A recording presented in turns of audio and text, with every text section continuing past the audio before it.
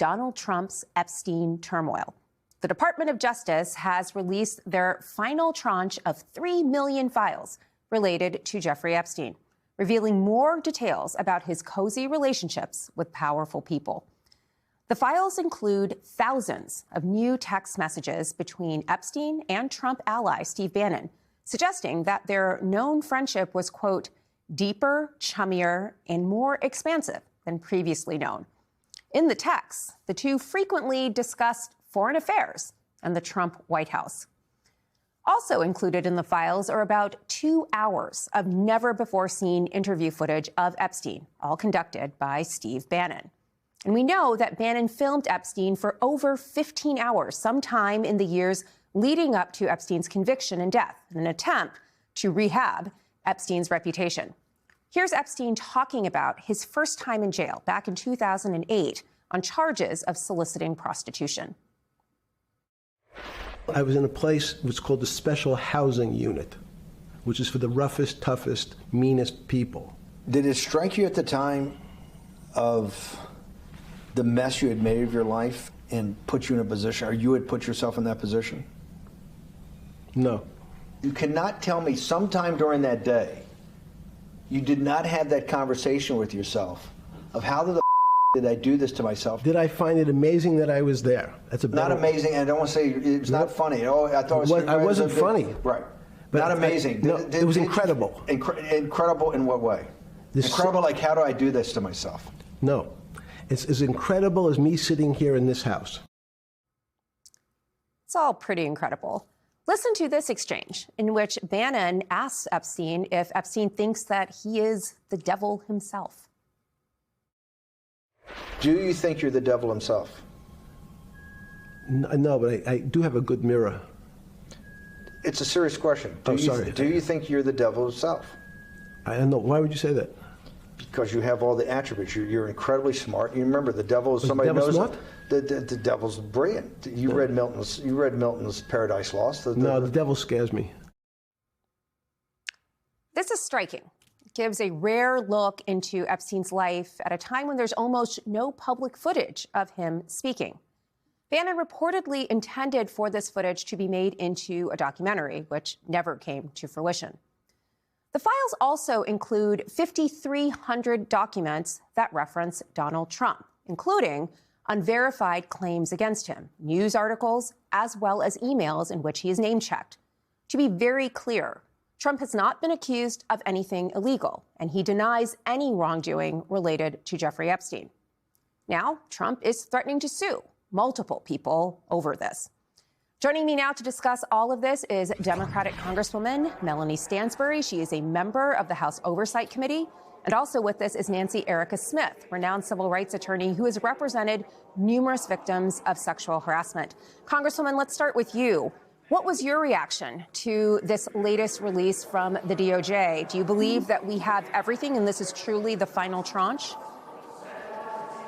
Well, we know for a fact that we do not have everything. In fact, we know that Department of Justice found over 6 million documents that were considered responsive not only to the Epstein Files Transparency Act, but to the subpoena that they have not yet responded to in full. And so we know that DOJ is not compliant with the law.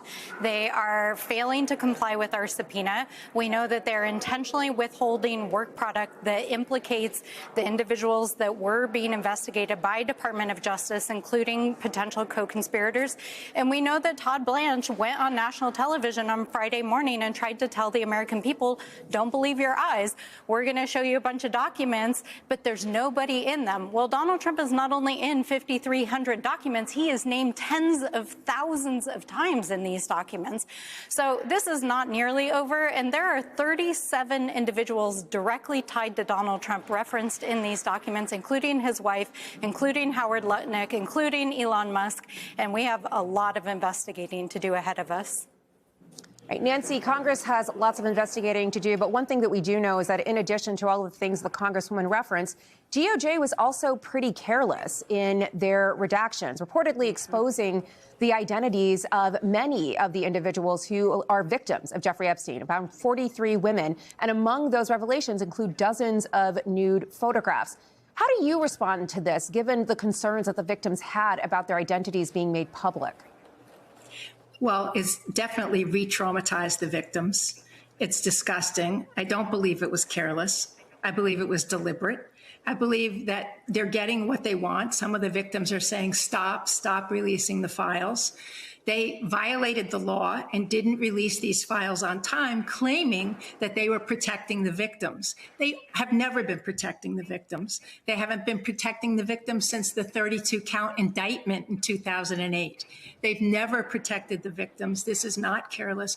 This is deliberate re-traumatizing victims to shut them up, to shut this down. The only people who they're concerned about protecting are Trump and his buddies. And it's truly so disgusting to treat the victims in this way. Congresswoman, attorneys for many of these Epstein survivors are making the same claims in courts. In fact, they are asking the DOJ to take down the file's website in recent litigation. Have you heard from any of these survivors about their efforts to use litigation to stop the DOJ from having their identities placed online? Yes, absolutely. So since the files began to drop on Friday, I've heard from numerous survivors. I had a lengthy discussion with one of the survivors today. In addition to feeling like their own safety and their rights are being violated by these disclosures, they are also finding evidence of additional trafficking, and other survivors are actually coming forward and contacting them now. So even though obviously the administration is trying to intimidate and silence survivors, because the dam is breaking loose, we are now seeing even more survivors, not only of Epstein's, but potentially of Trump's, that are coming forward now as a result of all this. Congresswoman, we also reported the texts that highlight what seemed to be a very deep and close relationship between Epstein and Steve Bannon. What's the reaction on Capitol Hill to these new revelations? Well, you know, we subpoenaed the estate, and about 3 months ago, the estate produced thousands of pages of emails and texts, and there was extensive communication with Steve Bannon at that time. And so I don't think these are new revelations, but what is new in these files are some of the accusations against the president himself, against Howard Lutnick, who went on national television and claimed that he had never been to the island and in fact had actually gone. Elon Musk, who's out there tweeting about Donald Trump being in the files, and he's trying to find parties on Epstein's island. You know, it turns out that, as I said, there are over 30 individuals from Trump's orbit who are implicated. And I think a particular note is the fact that, you know, Melania Trump's documentary was aired this weekend, and the producer and director of that documentary is actually in the files. There's a photograph of him with the primary sex trafficker that was working with Epstein to bring models into a sex trafficking network. So it's very damning. Nancy, there are lots of things in these files, including images, some of which are obscured, but they seem to be images of the president. What do you make of the fact that there was so much done to obscure these images and so little done to redact the identities of some of the survivors here? I make of it that we don't have a Department of Justice anymore.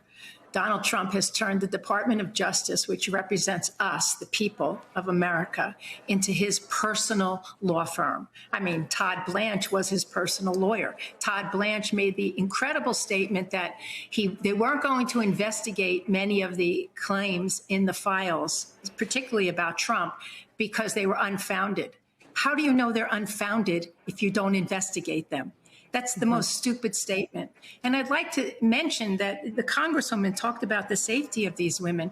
These women should be provided protection now. We know what happens to people who come after Trump, particularly women who come after Trump. These poor women are out there now with the MAGA mob potentially coming after them, doxing them, or making them afraid. And we also know from the files that Epstein used to say, bad things will happen to you if you tell, to 14-year-olds, 15-year-olds, 16-year-olds, 17-year-olds. This is so outrageous. And to be protecting Trump as if we need more evidence. He has been found guilty in a civil court of rape. 25 plus women have accused him of abuse. His wife testified that he raped her. He owned a modeling agency. He owned a teen beauty pageant. He admitted grabbing women by the genitals. He paid off a porn star. And we're supposed to be surprised? We know that he was a best friend of Jeffrey Epstein. Epstein had his picture in his house. And all these files just repeat what we know. And the DOJ, rather than picking up the 32-count indictment and finding out who the co-conspirators were, and that indictment talks about co-conspirators, rather than doing that, they're covering up for Donald Trump. It's not our DOJ anymore, which is really scary. All right, we will have more on this as the story develops. Congresswoman Melanie Stansbury and Nancy Erica Smith, thank you so much for getting us started tonight. As a law professor, I feel I have to note that as we report out this story, it must be said that being mentioned in these files does not necessarily mean that someone is implicated in the crimes of Jeffrey Epstein. So just want to make that very clear.